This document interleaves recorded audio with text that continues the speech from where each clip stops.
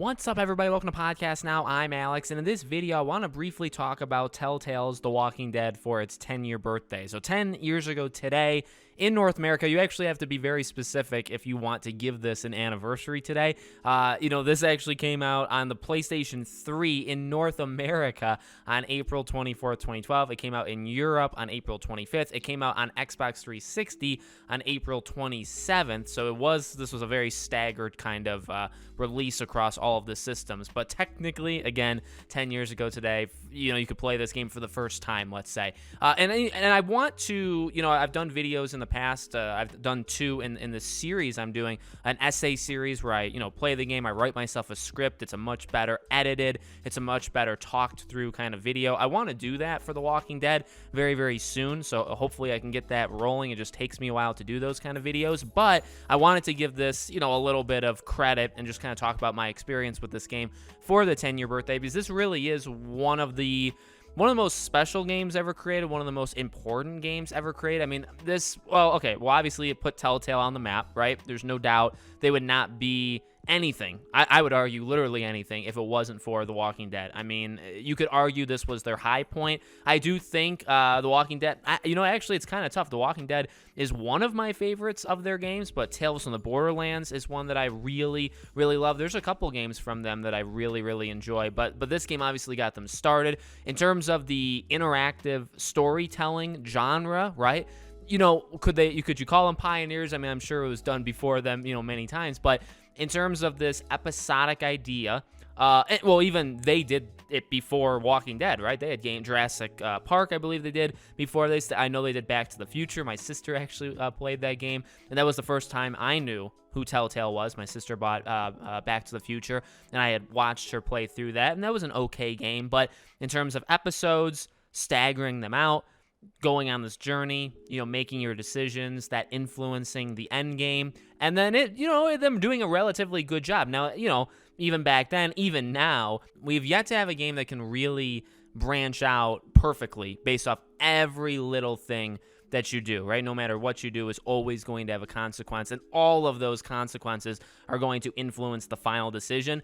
There is no game like that. Again, in terms of where we're at now, though, Telltale made a huge, huge mark on that with, this Walking Dead, and then in terms of the game itself, right, not just the impact, I guess, it had on the gaming industry, I guess the story I want to tell is how I got into it first and then how I felt about it. I actually bought this game for my dad for a Father's Day. I believe it was a Father's Day gift 10 years ago. I bought him episode 1. So obviously my budget was like $5 because I believe episode 1 was $5 if you bought it individually. So I bought episode 1 for him for Father's Day.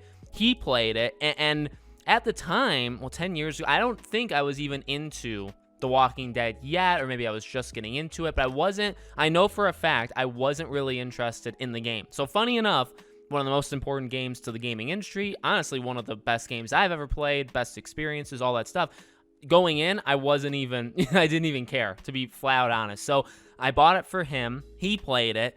I watched parts of it, and then I decided to play it. And when because, you could have different saves. And when I played it, I was like, holy Jesus, like, this is really, like, I didn't expect it. I really didn't know what to expect at all. Like I said, I knew it was from the makers of, like, Back to the Future, so I knew it was going to be episodic. I knew you'd have to, like, make your decisions, but I just didn't expect it to be that good that quickly in terms of grabbing me in with the story. And then from there, really, it was all, like, after that, the rest was history, I guess, in the way of, it took me a little bit to get into that episode 1, but after that, I bought each episode day 1, and I believe, starting with episode 2, I played them first. Like again, the idea here, at least in my mind, as a 15-year-old, was to give this to my dad, and he would, at the very least, he would play through all 5 episodes, and I wouldn't, and then maybe I would play the episodes after he had played it. But after episode 1, that was the only episode he played before me.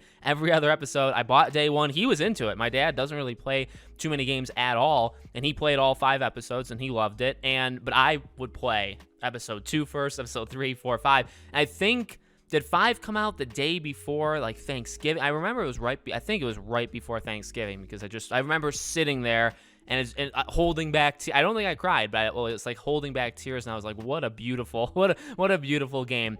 In terms of obviously how good the game is, I mean, Lee and Clementine, that relationship, right?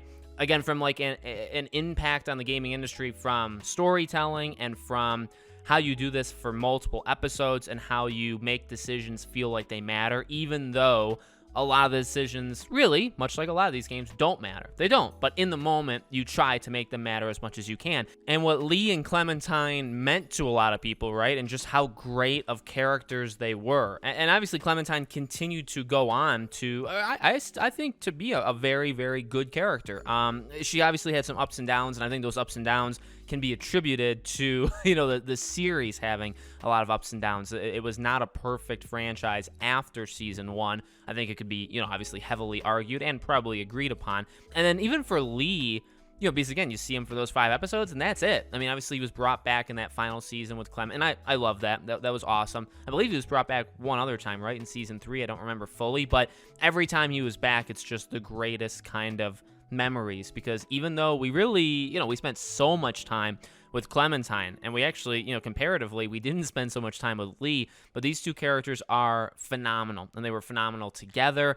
An amazing, father-daughter relationship, right, which is really what it was, and just beautiful. And in terms of, you feel hope. They give you some of the Easter eggs, with The Walking Dead that was going on at, the current time, and then obviously, at the end of episode 4, right, he gets bit, and it's like, well, we all know how this, we know how this is going, even, and then you can try to cut off your arm, and you can, but it still doesn't work. I mean, very emotional. It was quite a ride, and really, if you think about it, again, in terms of execution, being with these two, this father-daughter relationship, and growing to love them, and growing to love them with each other, and then you get to the end where you have to, say goodbye to Lee. It very powerful, very powerful. The Last of Us did it in like a 5-minute, thing, and they nailed how powerful it was. But then The Walking Dead showed, okay, well, here you can do it over months, right? Because if I'm right, and I don't know this for sure, but I'm pretty sure the final episode came out like right before Thanksgiving. So let's just say end of November to be safe. So it started late April and it ended in late November. I mean, that's not a game. That's not a normal game. It's not a game that you start and you start and you can play through the entire thing all in one go. It's not like you can experience it all at the end of April. The journey started in late April and then the journey ended in late November. And for them to be able to carry on the emotion with these two characters and really not let it drop whatsoever is incredibly, incredibly special to me. So, I can go more in detail. Again, that's kind of what my essay series is. I try to play through the game. I write myself a script. We kind of go through different themes and elements of the game, and I kind of show different kinds of cuts of it. So I really try to work hard on those videos, I guess, as opposed to me being lazier with these. But no, I want to do that one, and I think The Walking Dead deserves a video like that. So I'll probably do that for my next, kind of game review over the next couple of weeks. Again, it takes me a little while, but I wanted to, put this video together, talk about it a little bit for the 10-year anniversary. So let me know